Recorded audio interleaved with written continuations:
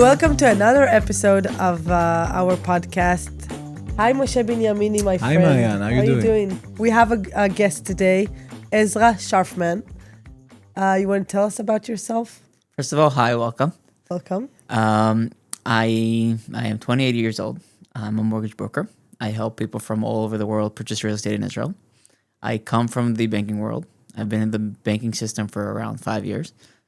I started in the mortgage department in Mizrahi, and then I've been transferred to the international private banking system, which we basically helped people from around the world open bank accounts and have investments in Israel. When you say open bank accounts, scratch, my body is starting to... Yeah, me too. Because it's not possible to do it in Israel. It seems like it's an איך אומרים, משימה בלתי אפשרית. For non-residents, you're For talking, non-resident, right? like if you have someone from abroad and then you want to open a bank account for him, it's not possible. It feels like it's not possible. Yeah, that's a feeling when you buy something from abroad or property from abroad. It feels like a mission impossible, like you said. But when you have the right connections and you understand how things operate in Israel, it's something that is possible, and we actually do it to most of our clients. When they purchase a property here, they have to open a bank account, especially if they want to take a mortgage. So that is something that we do, and we help our clients do. Mortgage, property mortgage, bank account. Those phrases and those words are so scaring for people from abroad, but also for real estate brokers and for lawyers sometimes, because it's something that you feel like you're dealing with a wall and you can't break it. And right. You know, in Israel, you always have a way. Somehow you know someone. This part in this field, it feels like it's a gray area. It's like a nobody gray wants to deal with it someone besides else. the mortgage Exactly. brokers. Yeah. Right. So if you break down your job, but for people who really don't usually do real estate, Right. Can you tell us a bit about the process? And when someone from abroad, young, innocent, sweet, he wants to make aliyah, his parents helping him buy a property here, what should he do? Should he approach you before purchasing, after purchasing, when he's looking for a property, when he has a lawyer, where do you come to the picture? Right. So first of all, it is very overwhelming when you purchase property from abroad. I don't have to tell you with the real estate part how overwhelming that can feel, but also when you deal with the banking in Israel, because they can be, like you said, very strict, and they want these documents signed exactly the way it is, and you don't really know how to deal with them. So I would always recommend to speak to a mortgage broker right in the beginning. First for two options. For two reasons. First, to be able to open a bank account. What is the first phase? Like where? When is the beginning? When you say beginning? When you start thinking of buying a property in Israel. Okay, when you have this idea? Yes. Call you. Exactly. Why? Because you want to know, can I get a mortgage? Can I not get a mortgage? If I'll get the mortgage, it's going to be under my name, under my parents, under my kids. Who's going to take the mortgage? So you want to understand how much mortgage you can get. And why does it matter so much? You want to understand your budget.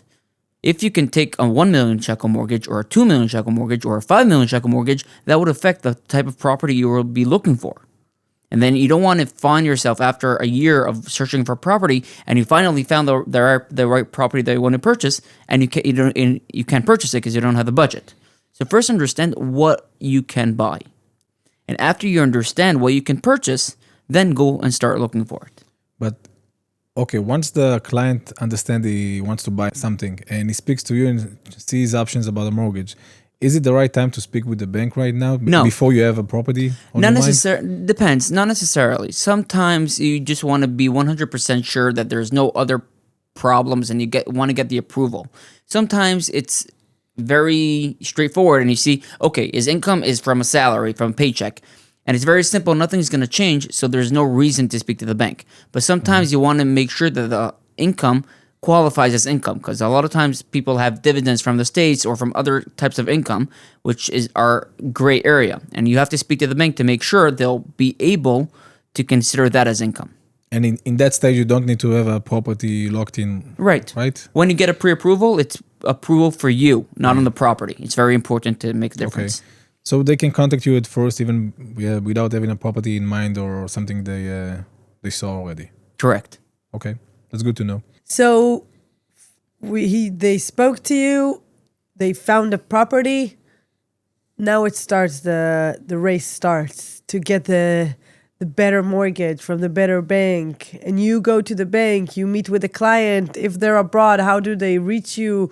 Do they sign something with you? Right. So it's very it can sound very scary, but it's actually very simple. Once you do it once or twice or three times, you're like, okay, that's the way it works. So there are documents you have to sign by a notary or in the States and get it apostilled, which sounds very scary. It doesn't. It's not. Within a week, I get the documents by us in Israel, notarized and apostilled, and it's not very complicated. And you have an apostille and notary in the States, yeah. Okay. Nah, we connect them to whoever they have to speak to. So they don't need to look for someone. They don't even have to leave the house. They do it on Zoom. Oh, you don't need to leave the house to sign for a mortgage. That's amazing. You don't have to come to Israel, but you don't even have to leave your house in order to purchase property in Israel. Right, it's very easy in the States. It's not like Israeli notaries. They can do it on a video call to authorize the documents, and then they send it to them, and they get it apostilled, and then they just send it to Israel, the original copies. And then it's very easy. The other options you have in general with documents signing in the States or every other place is just to go to the Israeli embassy or to an Israeli notary that in your country at that time. But it's best to do it with let's say if it's an American person, to do it with a US notary.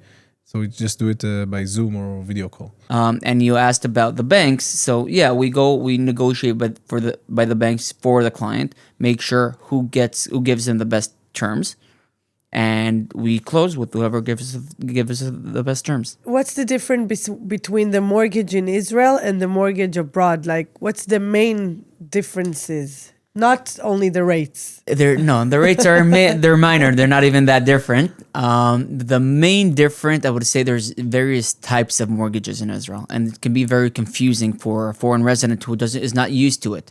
They're used to fixed for 30 years. You can refinance whenever you want. No prepayment penalty. In Israel, there's various types. Can you give us like 3 or 4? Yeah, I'm just gonna say just in a nutshell because it can be very, very diverse. You have fixed, you have a variable. Variable means you lock it up for, I would say, 2 or 5 years, and it's basically locked for 2 or 5 years, and then it's gonna change to whatever the rates will be at that period of time in the market. You have also variable that's based on Bank of Israel interest rate, which you know as prime. You also have something that is linked to the CPI, which is linked to inflation, basically. So there's basically a lot of different products, and you have to know what you want. Like any other property transaction or anything in Israel, you have a lot of options. Nothing is set in stone, and you just need to understand how you do it and who is the right person to take care of it. Right, exactly. Very interesting. If I want to bring money from America or take a mortgage from America, can I do that? Truly speaking, you can take a mortgage in the States in order to buy a property here. You just have to get them approve it because they don't have collateral. The property is here. So you have to make sure if you take a mortgage on your home in the States, there's no reason why you won't be able to do that. And what's the difference between an Oleh Hadash or a resident that can take a mortgage? How much % can he get? So as a foreign resident, if you buy from abroad, you can get up to 50% loan to value. If you purchase as an Oleh Hadash, you can get 75%. Also, as an Israeli, you can. If it's your first home, you can get up to 75%.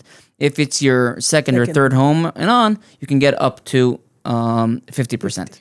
I heard that in some cases, non-resident can get also 75%. Right. That is also depends on, first of all, if they got their aliyah approved already, even though they didn't make aliyah right away. We could get them sometimes 75%. We're going to have to get it especially approved. Some banks allow that, some banks don't. Also, if you register the property under your son who made Aliyah, and you really want to give him a gift because he wants a place to live, and the property will be under his name, even though you might be the borrower because you have the income for it.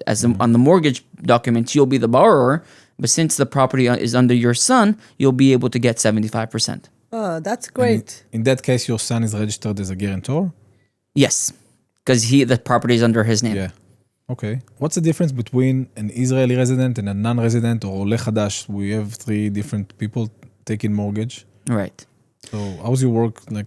So I would say the main difference is the income. The banks in Israel don't always understand how to read the income from abroad.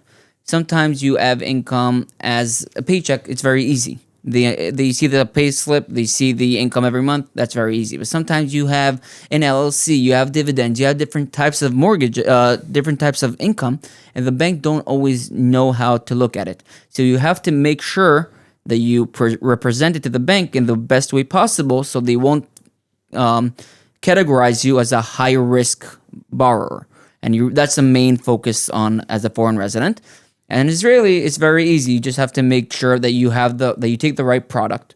That's why even as an Israeli, I would recommend to take a mortgage broker to make sure that you get the right product and also to get the best interest rate.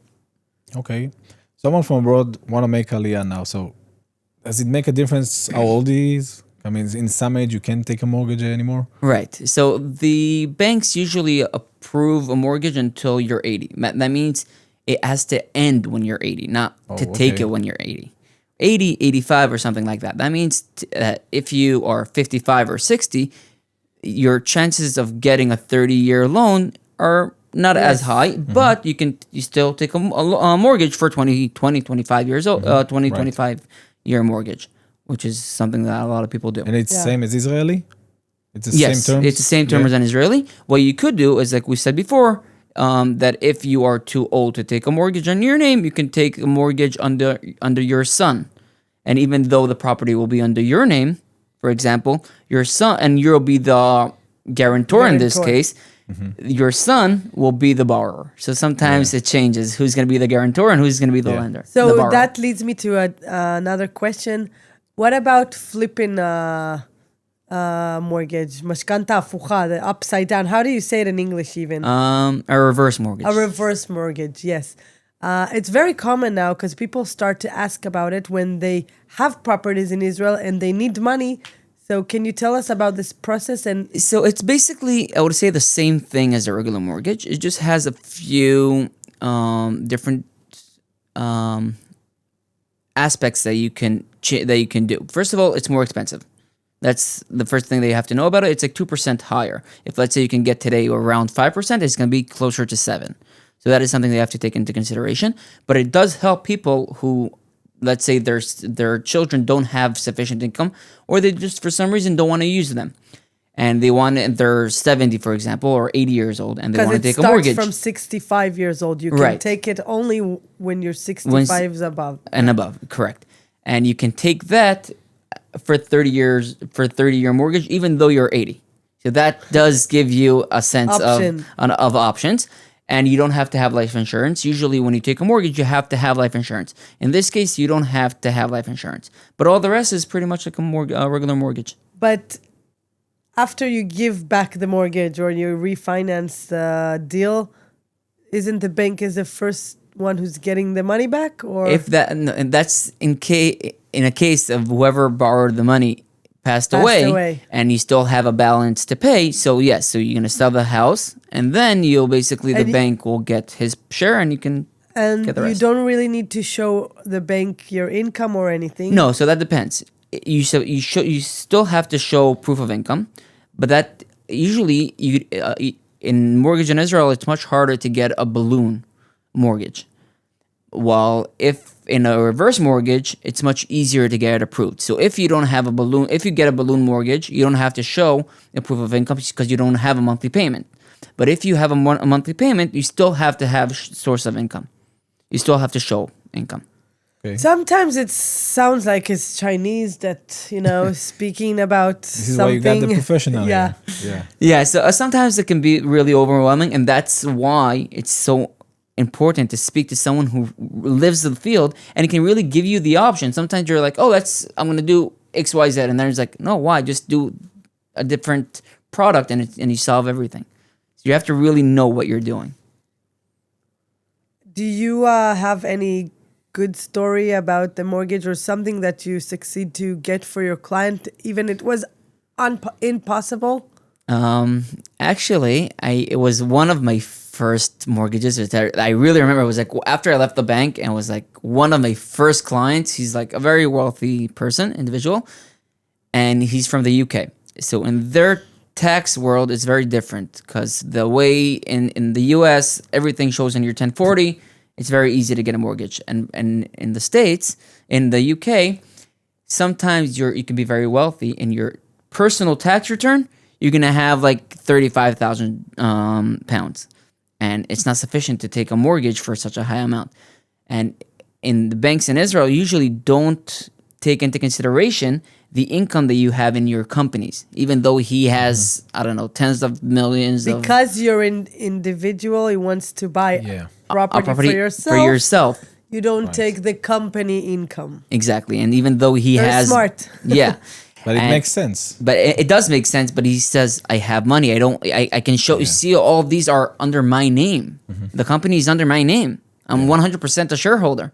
And it was very difficult to prove it. But in the end, we got the bank to approve a 75% mortgage, even though as a foreigner, again.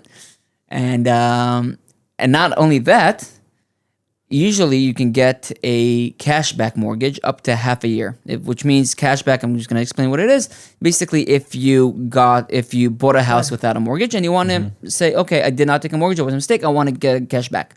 Usually you can do that until meaning take a mortgage on the property that you just purchased. Usually you can do that until 6 months from the last payment. And in this case, it was over a year, and we still got it a cashback. So it was like for a foreign resident, he had no income, and he got 75% and cashback after over a year. So it was like wow. It's good when you hear mortgage and banking. You don't think you need to think outside of the box and be creative. But so basically, you can. You just need to know the material. It can be very It can be very challenging because, like you said, the banks usually are a square or meruba, as we say in Hebrew, and it's very hard to be creative and to think out of the box. But sometimes when you know the system and you know on what buttons to press, you can do that. Or who to speak to. 100%. I can tell you where I meet the bank at my work. It's mainly money transferring and opening bank accounts as well, as same as Ezra said. An escrow account. Opening escrow accounts or even personal accounts, which I do for non-residents, which is very difficult. And like you said, it's very important who you know and not what you know. Right. Again, as a former banker, I know how, even you mentioned escrow accounts. It could take a very, very, very long time to open an escrow account because, again, nobody wants to deal with it. Banks don't want to open them. Right. They don't gain anything from it. Why the bank doesn't want to open a bank account for a foreigner? What's the story? What is going on? Can you tell me? I want to understand. Why is it so hard? People from abroad, they want to bring money in. They want to bring money. It's usually people who has a lot of money. Why are they so difficult? Please, can you clarify this? In a short answer, the Israeli banks are terrified of money laundering. Right. I know, and we had a law against it, and we have this FATCA and all those FATCA and W9, and we have all the documents.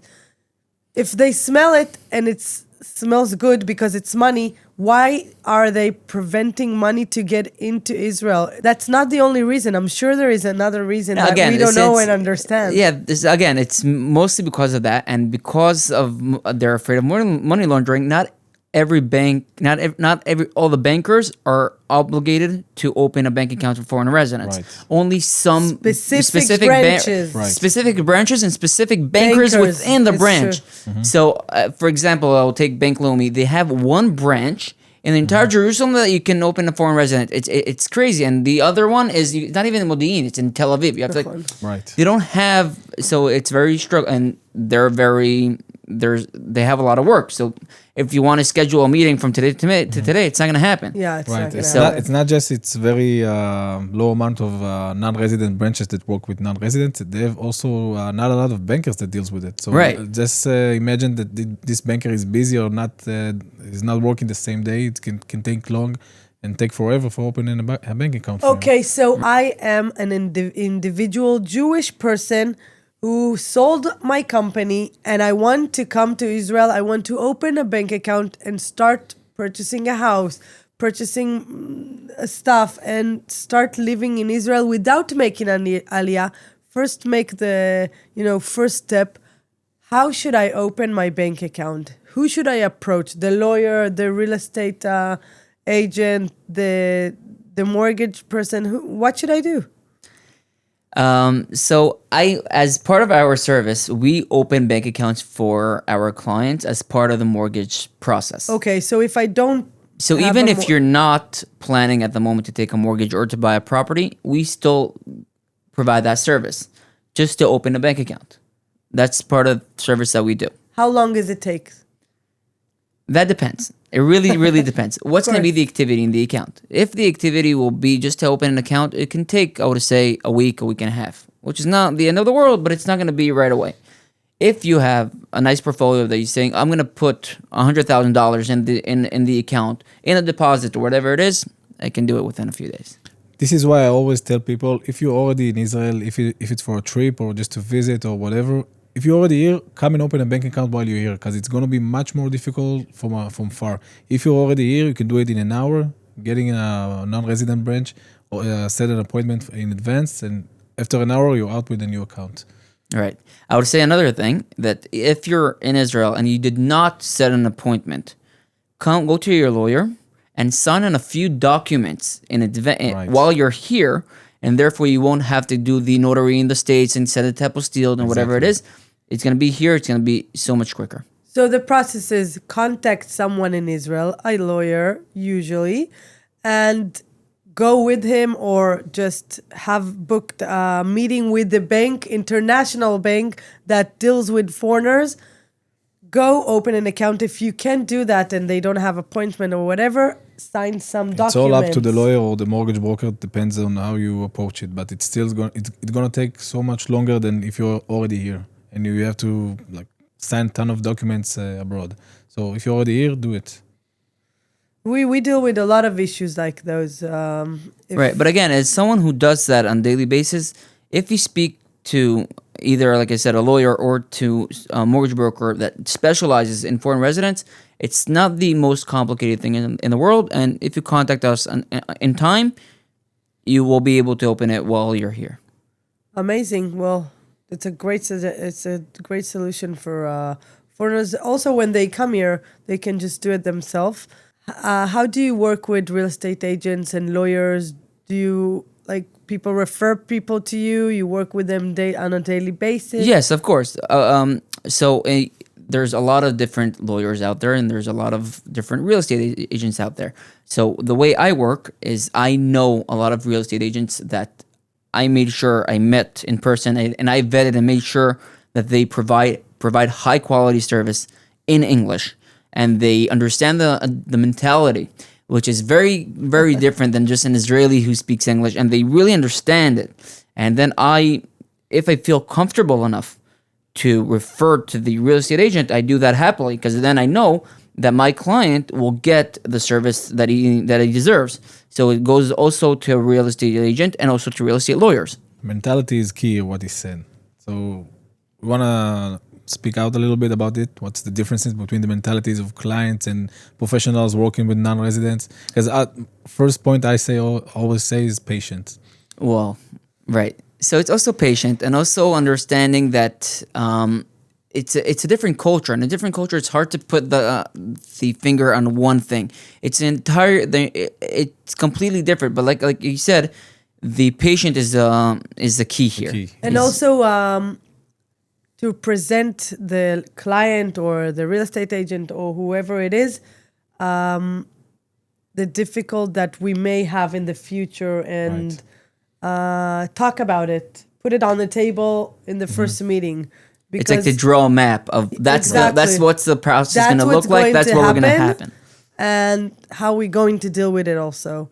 Very nice. Meet expectations, basically. Because it's a total different approach from what they know. I love that we're sitting here talking about those stuff and we're doing this podcast because I feel like sometimes people call me and ask me questions. We thought about this podcast too because they ask us so many questions, and you can sit in a Zoom meeting for an hour here and there, but you can't really sit with 10 people every day all the time. So I feel like when we speak about those issues and also people see that there are solutions, we can send them this episode and they can understand in depth all the topic that we're talking about and understand that it happens to everyone that try to purchase and take a mortgage, buy property, or even manage it, because it touch all of us and every client from abroad is it's relevant for him. And I think the solution that we're coming together here, and every episode it's the same, that you need a toolkit and a toolbox with professionals around you, and you're going to be okay, and you're going to be more than okay. You're going to be, it's going to be amazing, and it's going to have the whole solutions. Right. So like you said, when you take a team of professionals that really specialize in your needs and they understand the process and they've done it hundreds of times before, everything just goes as smoothly as possible, because there's no reason why you have any complications when you work with individuals who know the process, and more if they work together before. So they it just flows. That's what we say about the properties that we manage, that we build a team for the house.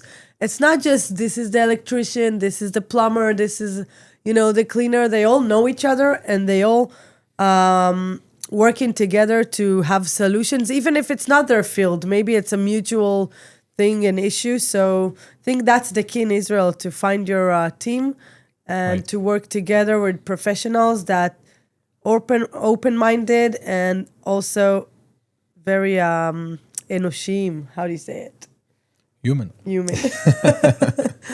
Oh, it's important too, because people that complement each other and know how to work together, it's good for the process. It works much more quicker and easier. I have a sentence: a key for your home. Key for your home. It's a key for your home. It is. Exactly, it is. 100%. Also, I want to ask you if you can change anything in the mortgage field, what would it be? If I had one wish to change something in the mortgage world in Israel, is the prepayment penalty.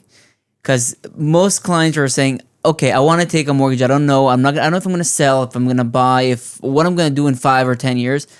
And it's something that is really, it makes them struggle of understanding what type of mortgage to take, is the prepayment penalty. It's like, I want to pay it off early. I want to give you back your money, and I'm going to have a prepayment penalty. That makes sense, by the way. But if I could, I would have canceled that. Maybe you want to speak about prepaid penalty, what it is? So the prepayment penalty is basically if you took a loan for 4%, for example, and now the rates went up to 5%, and you want to repay your mortgage early, you won't have a prepayment penalty.